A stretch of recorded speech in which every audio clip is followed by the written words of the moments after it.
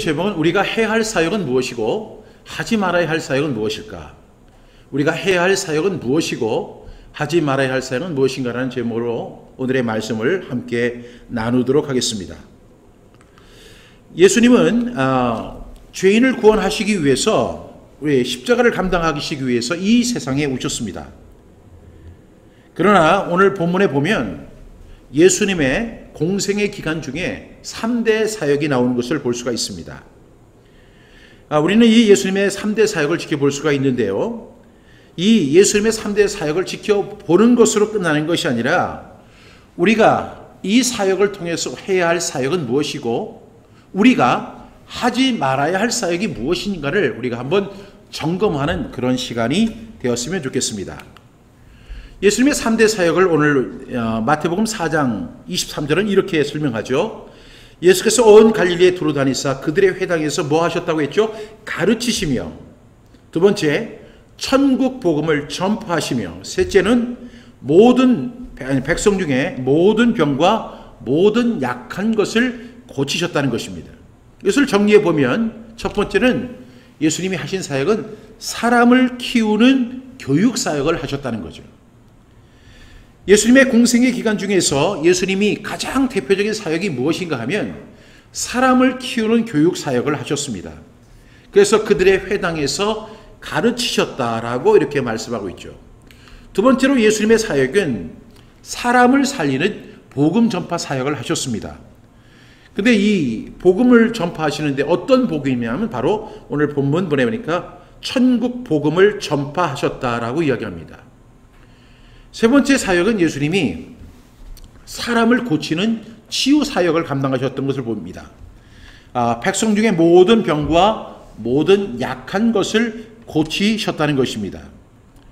그래서 우리는 이 예수님의 3대 사역을 지켜보면서 우리가 해야 할 사역이 무엇인지, 그리고 우리가 하지 말아야 할 사역이 무엇인지를 우리가 분별해야 할 줄로 믿습니다.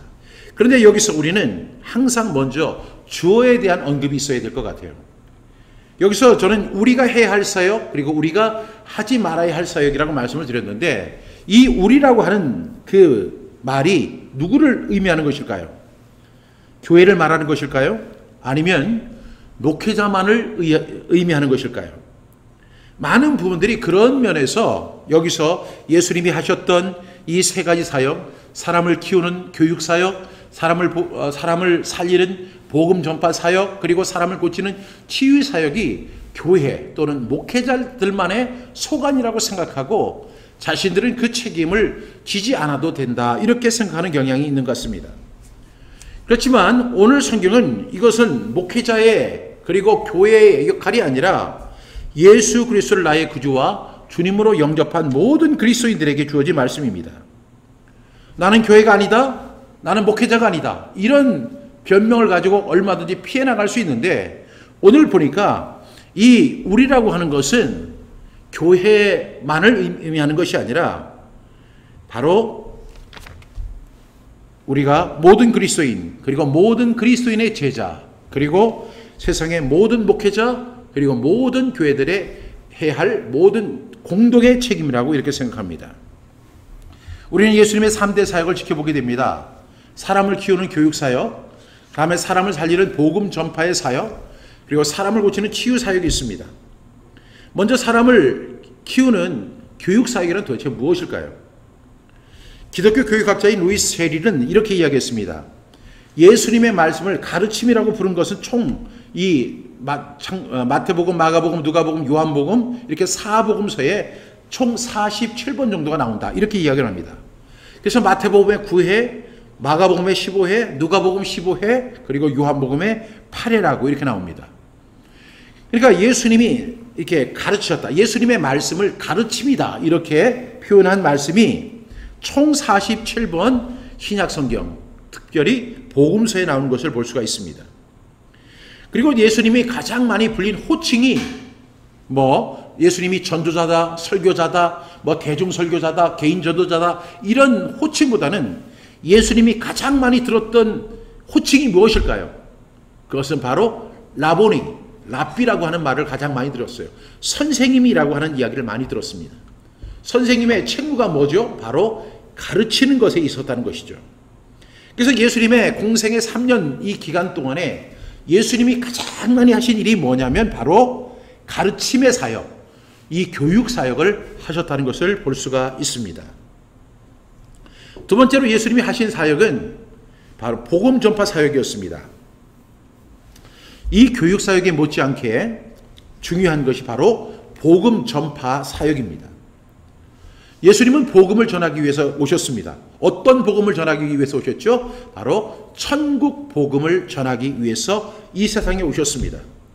그래서 이 복음서를 우리는 천국 복음이라고 얘기하는 The Gospel of the Kingdom, The Gospel of the Kingdom이라고 이렇게 묘사를 하게 됩니다. 그러니까 예수님은 가르치는 사역을 많이 하셨고 또한 복음, 천국 복음 전파 사역을 하셨다는 거죠. 어떤 사람이 이런 질문을 합니다. 그러면 이 교육 사역과 그리고 복음 전파 사역의 차이가 무엇이냐고 이렇게 물어보는 사람이 있습니다. 이에 대해서 월리엄 바클레이라고 하는 성경 해석자는 이렇게 이야기를 했습니다.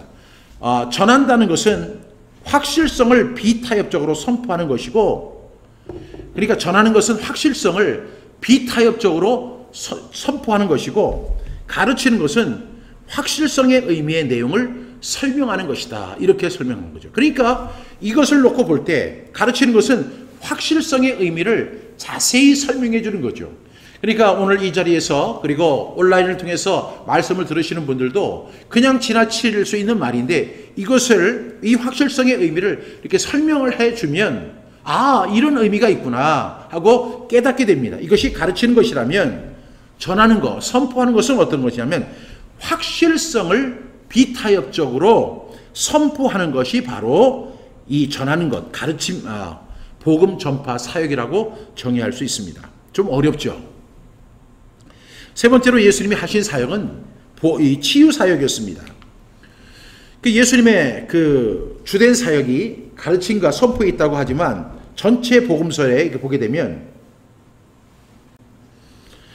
그 예수님이 하신 일들 가운데 5분의 1이 바로 치유에 대한 말씀입니다. 그러니까 예수님이 여러 가지 했지만 10가지 중에 2가지 사역은 바로 사람들을 고치시고 치유하시고 귀신들을 내쫓는 그런 일을 하신 것을 볼 수가 있습니다. 따라서 우리가 이 시대를 살아가는 우리 모든 그리스도인들, 그리고 모든 교회들, 그리고 모든 목회자들, 그리고 그리스도의 제자로 살아가는 분들이 이 세상 속에서 우리가 해야 할 것이 뭐라고 생각하세요? 첫 번째는 우리가 사람을 키우는 교육 사역을 해야 돼요. 두 번째는요, 사람을 살리는 복음 전파 사역을 해야 돼요. 그리고 세 번째는 사람을 고치는 치유 사역을 감당해야 한다는 것입니다.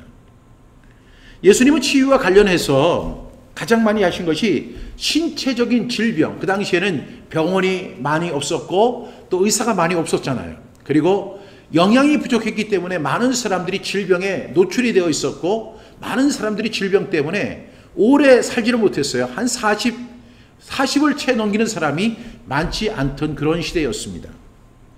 그들은 늘 병을 달고 살았습니다. 그런데 예수님이 그들을 만났을 때 그들의 가장 곤고한 문제가 그 질병의 그 문제였죠. 그래서 예수님은 질병을 고쳐주셨고 그 당시에는 또 귀신 들린 사람이 그렇게 많았습니다. 그래서 귀신 들린 사람들을 예수님이 치유하시고 귀신들을 내쫓는 일들을 우리가 이 사복음서에서 볼 수가 있습니다. 이렇게 우리는 예수님의 3대 사역을 우리가 지켜봤는데요. 과연 그렇다면 2000년 후에 이 시대를 살아가는 저와 여러분들이 예수님의 모습을 닮아서 어떤 사역을 감당해야 할 것인가? 그리고 우리 교회가 무슨 일을 해야 할 것인가? 그리고 우리 목회자들이 해야 할 일은 도대체 무엇일까? 그리고 예수님을 나의 구주와 주님으로 영접한 그리스도인이라면 이 시대 속에서, 이 시대 상황 속에서 우리는 어떤 일을 해야 될까? 결론이 나오죠. 바로 예수님의 세 가지 사역에 우리는 집중해야 한다는 사실을 깨닫게 됩니다. 첫 번째로 예수님이 하신 가르침의 사역, 그 다음에 예수님이 하셨던 복음 전파 사역, 그 다음에 또 하나는 치유 사역을 우리는 감당해야 한다는 것입니다. 그래서 우리는 사람을 키우는 교육 사역에 집중해야 할 것이 바로 우리에게 주어진 하나님의 사명입니다. 예수님의 공생의 3년을 우리가 자세히 살펴보면 가장 많은 시간을 할애한 것이 뭐냐면 예수님이 5천 명에게도 복음을 전하시고 그리고 많은 군중들 속에서도 복음을 전하셨지만 예수님이 가장 많은 시간을 들여서 했던 일이 바로 12제자를 선택하시고 그들을 교육하며 훈련시키신 사건이었습니다. 우리가 볼 때 예수님이 십자가에 달려 돌아가실 때 그 12명이 다 도망갔기 때문에 예수님의 그 공생의 사역은 실패한 것처럼 보일 수도 있습니다. 그러나 그렇지가 않았죠. 그들은 다시 회복되었고 예수님께서 말씀하신 그 지상 대명령을 수행하는 일을 감당하다가 순교하며 세상을 떠났습니다. 예수님께서 그 공생의 기간 동안에 가장 많이 하신 일이 바로 12제자를 선택하시고 그들을 교육하시고 그들의 질문에 대답하시고 또 그들과 함께 그 많은 시간을 할애하셨다는 것을 우리가 볼 수 있습니다. 예수님의 마지막 지상 대명령을 여러분 잘 아시죠? 마태복음 28장에 보니까 너희는 가서 모든 민족을 제자로 삼아 아버지와 아들과 성령의 이름으로 세례, 침례를 주고 내가 너희에게 분부한 모든 것을 어떻게 하라고 했죠? 가르쳐서 지키게 해라. 가르칠 뿐만 아니라 지키게 해라. 그런 사람에게 보라 내가 세상 끝날까지 너희와 항상 함께 있으리라고 예수님 말씀하셨습니다. 우리가 예수님을 이렇게 지켜보면 예수님이 공생의 기간이 굉장히 짧았죠. 비록 3년밖에 되지 않았습니다. 그러나 우리는 예수님을 그리고 교육학자들은 예수님을 가리켜서 가장 위대한 그리고 가장 뛰어난 교육자라고 칭하는데 주저하지 않습니다. 가르치는 내용이 모두 진리였습니다. 그리고 가르치는 방법이 매우 뛰어나셨습니다. 그래서 우리가 마태복음 7장 28절 이하에 보면 예수께서 이 말씀을 마치심에 무리들이 그 가르치심에 놀랬다 이렇게 기록하고 있습니다. 오늘 이 파리도 이렇게 온라인 예배에 참석을 하는 것 같습니다. 예수님께서 이 말씀을 마치심에 무리들이 예수님의 가르치심에 놀랄 정도로 예수님은 탁월한 가르침의 소유자였습니다. 그럼 예수님 뭘 가르치셨죠? 첫 번째로 하늘의 도를 가르치셨죠. 하나님의 존재, 또 하나님과 우리와의 관계, 하나님의 사랑, 우리가 그리고 하나님을 사랑할 것에 대해서 예수님 가르쳐 주셨어요. 뿐만 아니라 하나님에 대해서 뿐만 아니라 사람의 도도 예수님 가르쳐 주셨습니다. 사람이 지켜야 할 윤리와 도덕, 사랑의 윤리, 가정의 윤리, 겸손의 윤리, 화해의 질서를 예수님께서 말씀해 주셨죠. 또 예수님은 뭘 가르치셨죠? 생명의 도를 가르치셨습니다. 사망의 길로 달리는 인생이 생명을 얻고 소망을 얻고 생명을 얻는 비결에 대해서 말씀해 주셨습니다. 그래서 예수님은 요한복음 14장 6절을 통해서 내가 곧 길이요 진리요 생명이니 나로 말미암지 않고는 아버지께로 올 자가 없다 이렇게 말씀을 하셨습니다. 뿐만 아니라 우리가 이 세상을 살아가는데 처세하는 처세법도 예수님 설명해 주셨습니다. 육신을 위해 살지 말고 영생을 위해 살아라. 높아지려고 하지 말고 낮아져라. 남을 비판하지 말고 자기를 반성해라. 진리하는 것을 위해서 살지 말고 진리를 위해서 살아라 하고 예수님 그렇게 말씀하셨습니다. 또 예수님은 물질에 대한 도를 가르치셨죠. 물질을 하늘나라에 쌓아둬라. 그것이 제일 안전하다. 이렇게 말씀하셨습니다. 또 예수님은 마태복음 20장 이후에 보면 말세에 대한 이야기를 많이 하셨죠. 인류의 종말이 있을 것이다. 그러므로 경성하여 준비하는 지혜로 그리고 다섯 처녀처럼 살아라 하고 예수님 말씀해 주셨습니다. 뿐만 아니라 예수님은 심판의 도도 가르쳐 주셨습니다. 사람이 선을 행하면 선을 받고 악을 행하면 악을 보응으로 받는다는 사실을 예수님 말씀해 주셨죠. 따라서 우리는 예수님의 이런 가르침을 놓고 보면서 우리가 꼭 기억해야 할 것은 우리도 가르치는 사역을 감당해야 하는 거예요. 지금 이 방송을 듣는 사람들 또 많은 분들이 이런 생각을 합니다. 나는 목사도 아니고 나는 전도사도 아니고 나는 선교사도 아닌데 내가 누구를 가르치고 누구를 내가 교육할 수 있겠느냐 이렇게 이야기하는 분들이 있습니다. 우리가 잘 아는 마태복음 28장에 너희는 가서 모든 민족을 제자로 삼아 아버지와 아들과 성령의 이름으로 세례를 베풀고 내가 너에게 분부한 모든 것을 가르쳐 지키게 하라는 것은 교회에게만 준 명령이 아니에요. 또 목사님들에게만 준 명령이 아니에요. 전도사님들에게 준 명령이 아니에요. 교사들에게만 준 명령이 아니라 예수 그리스도를 구주와 주님으로 영접한 그리스도인들이라면 이 명령을 감당해야 하는 것이죠. 그래서 나는 목사가 아니니까 이 일을 회피할 수 있다, 이렇게 생각하는 것은 여러분 성령을 왜곡하는 것입니다. 예수님이 오늘 제가 여러분에게 7가지 그 도를 말씀했는데 그 도가 어디에 있죠? 바로 사복음서 안에 다 들어있잖아요. 그러니까 여러분들이 그 성경을 상고하고 암송하고 묵상하고 하는 가운데 그 말씀을 깨달은 것을 옆에 있는 사람들에게 가르쳐 주는 거예요. 기회가 있을 대로. 때를 얻든지 못 얻든지 우리는 증거를 해주는 것이죠. 가르치는 것입니다. 그것을 통해서 그 사람이 살아나고 소생하게 되고 새 힘을 얻게 되고 그리고 의의 길로 걸어가게 되는 놀라운 역사가 일어나게 될 줄로 믿습니다. 두 번째로 우리는 사람을 살리는 복음 전파 사역에 집중해야 한다는 사실입니다. 여러분, 이 전파한다는 말은 헬라어 히라보로 케루소라고 합니다. 케루소. 이 케루소라는 말은 원래 선포하다, 외치다, 또 설교하다, 이런 의미를 가지고 있습니다. 복음을 전한다는 것은 하나님 편에서 하나님의 말씀을 인간들에게 전하는 것입니다. 그러니까 선포하는 것이죠. 왜냐하면 내 이야기를 하는 것이 아니라 하나님의 입장에서 하나님의 말씀을 사람들에게 선포하는 거예요. 이것은 타협할 수 없는 진리죠. 그렇기 때문에 우리는 이 사역을 목숨을 잃더라도 감당해야 한다고 사도 바울은 우리에게 권고하고 있는 거예요. 여러분, 하늘나라의 진리를 우리에게 선포해야 합니다. 구원의 기쁜 소식을 증거해야 하죠. 강단에서 설교하는 것이 복음 전파해야 됩니다. 그리고 설교의 재료는 바로 천국 복음이어야 한다는 사실입니다. 여러분, 우리는 복음을 전해야 돼요. 사도 바울은 사도행전 20장 24절을 통해서 이렇게 선포했잖아요. 내가 달려갈 길과 주 예수께 받은 사명 곧 하나님의 은혜의 복음을 증언하는 일을 마치려 하면은 나의 생명조차 조금도 귀한 것으로 여기지 않는다, 이렇게 선포했습니다. 여러분, 사람의 생명이 제일 중요한 거 아니겠습니까? 그런데 이 복음 전파를 하는 데는 자기의 생명보다도 그것이 더 중요하다는 사실을 사도 바울은 우리에게 증거했습니다. 뿐만 아니라 고린도전서 9장 16절을 통해서 이렇게 선포했죠. 내가 복음을 전할지라도 자랑할 것이 없으면 내가 부득불할 일임이라. 만일 복음을 전하지 아니하면 내게 화가 있을 것이라고 사도 바울은 우리에게 이야기했습니다.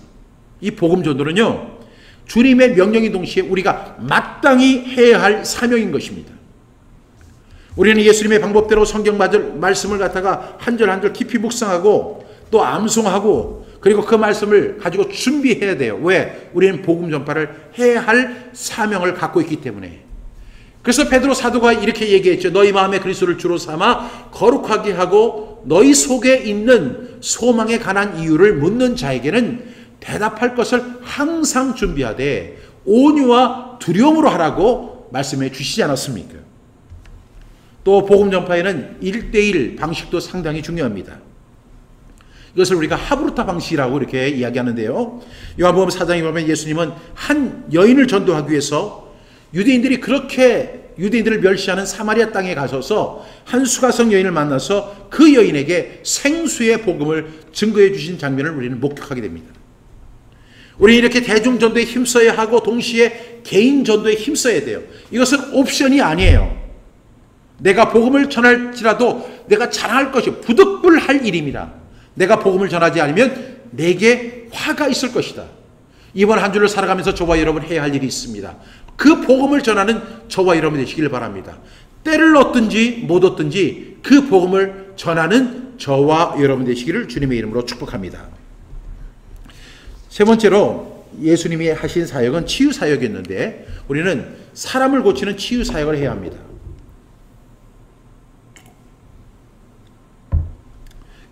근데 여기서도 우리가 의문이 생기죠. 어떻게 치유를 해야 되고 누구를 치유해야 할까?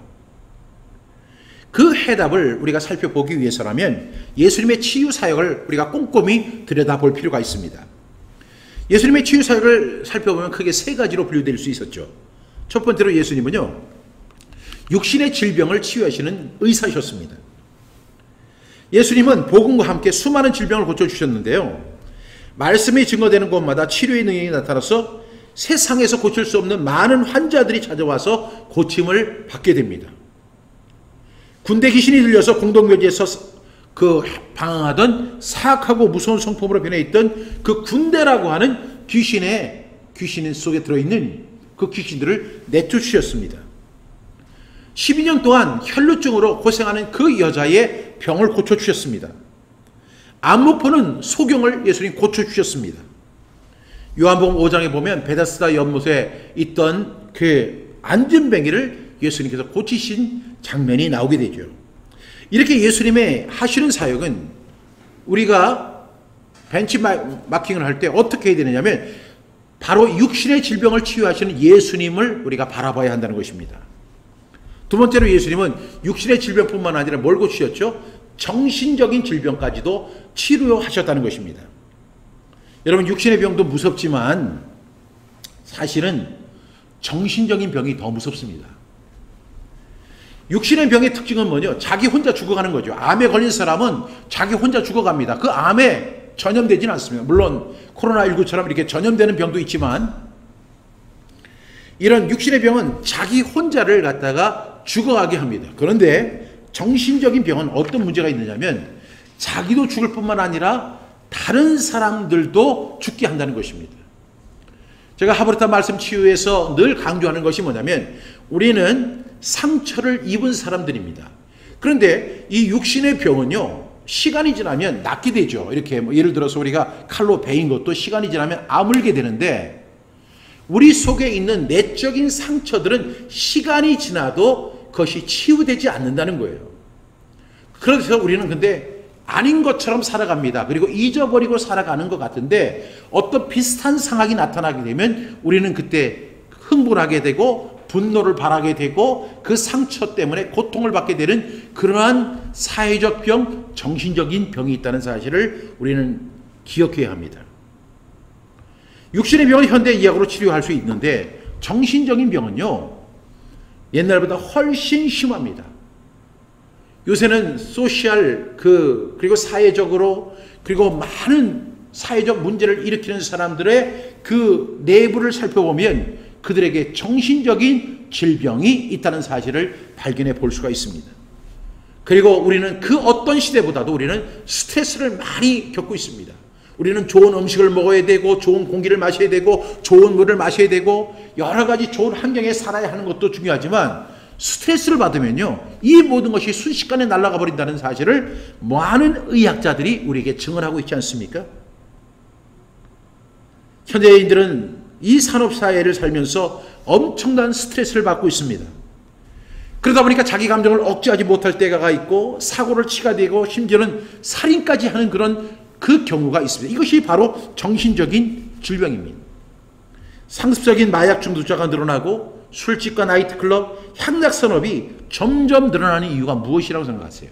바로 이런 정신적인 질병에 걸린 사람들이 나타나는 현상들입니다. 그런데 이런 정신적인 질병에서 치유받는 방법이 뭐예요? 바로 하나님의 예수님을 만나는 것이죠. 예수님을 만나고 그 하나님의 말씀을 선포할 때 놀라운 기적과 치유의 역사가 일어나게 될 줄로 믿습니다. 하나님 우리를 창조하셨잖아요. 그 창조하신 분만이 우리를 고치시고 치유할 수 있다는 사실을 여러분들 꼭 기억할 수 있길 바랍니다. 그래서 우리는 주변에 있는 분들에게 우리는 그분들을 치유해야 되는데 어떻게 치유할 것인가? 함께 우리가 말씀을 선포하는 것입니다. 우리 함께 여러분들이 기억하는 하브르타 말씀 치유 같은 책을 통해서 여러분 치유의 말씀을 선포하면서 우리는 그 말씀을 붙들어야 하고 그 치유받기를 소망해야 한다는 사실을 여러분 꼭 기억할 수 있길 바랍니다. 세 번째로 예수님은요, 영혼의 질병을 치유하시는 분이셨습니다. 육체가 병들어 있는 것도 비참한 일이고 정신적인 질병도 더 불쌍하고, 그런데 더욱 비참한 것은 바로 영혼의 질병이라고 할 수 있습니다. 육체적인 질병이나 정신적인 질병은 때로는 의학의 도움을 받을 수가 있지만 이 영혼의 질병은 세상에서는 치료받을 수 있는 방법이 전혀 없습니다. 결국은 멸망당하는 결과를 가져오는 것이 영혼의 질병입니다. 그런데 영혼의 질병을 해결할 수 있는 방법, 그 치료의 방법이 뭐예요? 예수님을 만나는 것이죠.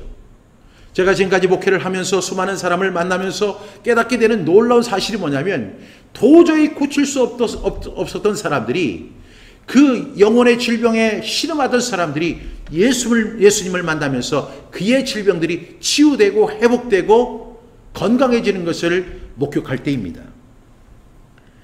우리는 따라서 그 영혼의 질병을 치료하기 위해서 예수님 앞에 나오도록 인도해야 합니다. 영혼은 죄로 인해 병들었기 때문에 그 죄의 문제는 예수님이 채찍에 맞음으로 우리가 나무를 입었다고 했잖아요. 그래서 주님의 보혈로만이 그 문제가 해결될 수 있음을 우리가 꼭 기억할 수 있기를 바랍니다. 이렇게 저는 예수님의 3대 사역을 우리가 해야 할 사명 또 사역으로 우리가 적용해 보았습니다. 그럼 예수님의 공생의 3대 사역을 다시 한번 정리해 본다면 사람을 키우는 교육 사역이었죠. 두 번째는 사람을 살리는 복음 전파 사역이었죠. 그리고 사람을 고치는 치유 사역이었습니다. 우리는 예수님이 하셨던 그 사역, 교육 사역과 복음 전파 사역, 이 치유의 사역에 우리는 집중해야 한다는 사실을 분명히 깨닫게 됩니다. 우리가 해야 할 일이 무엇입니까? 바로 이 일을 감당하는 것입니다. 물론 우리는요, 이 세 가지의 그 사역을 감당하기 어려울 수가 있습니다. 어떤 사람은 교육 사역은 잘하는데 복음 전파 사역은 못하는 분들이 있고, 어떤 사람은 복음 전파 사역은 잘하는데 교육 사역이나 치유 사역을 못하는 분들도 있습니다. 또 어떤 사람은 치유 사역은 잘하는데 교육 사역이나 복음 전파 사역을 못하는 분들도 있습니다. 물론 어떤 분들은 교육 사역도 잘하고 복음 전파 사역도 잘하고 치유 사역도 잘하는 분들도 있습니다. 그러나 우리가 분명히 기억해야 할 것은 우리는 한 개의 사역이라도 충실하게 감당해야 한다는 사실입니다. 저는 특별히 두 번째 사역인 사람을 살리는 복음 전파 사역에 우리가 집중해야 한다고 생각합니다. 예수님은 그런 사람에게 이렇게 말씀하실 거예요. 몇 가지만 하든지 혹은 한 가지만이라도 족하니라. 마리아는 이 좋은 편을 택하였으니 빼앗기지 아니하리라 하고 예수님 그 마리아에게 말씀하셨습니다. 이제 말씀의 결론을 내리려고 합니다. 그런데 우리가 동시에 하지 말아야 할 것이 있죠. 우리가 하지 말아야 할 사역은 무엇일까요? 그것은 바로 예수님의 3대 사역을 제외한 어떤 일도 하지 말아야 하는 거예요. 우리 그리스도인들이, 그리고 그리스도의 제자로 살아가는 사람들이, 그리고 우리 교회 공동체가, 그리고 우리 모든 목회자들이 하지 말아야 할 것이 뭐냐면 예수님의 3대 사역 외의 일은 우리가 하지 말아야 한다는 것입니다.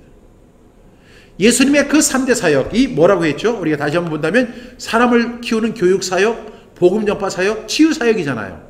그러면 우리 모든 그리스도인들이 해야 할 것이 이 일이라고 한다면 이 일 외에는 어떠한 것도 우리는 하지 말아야 한다는 사실입니다.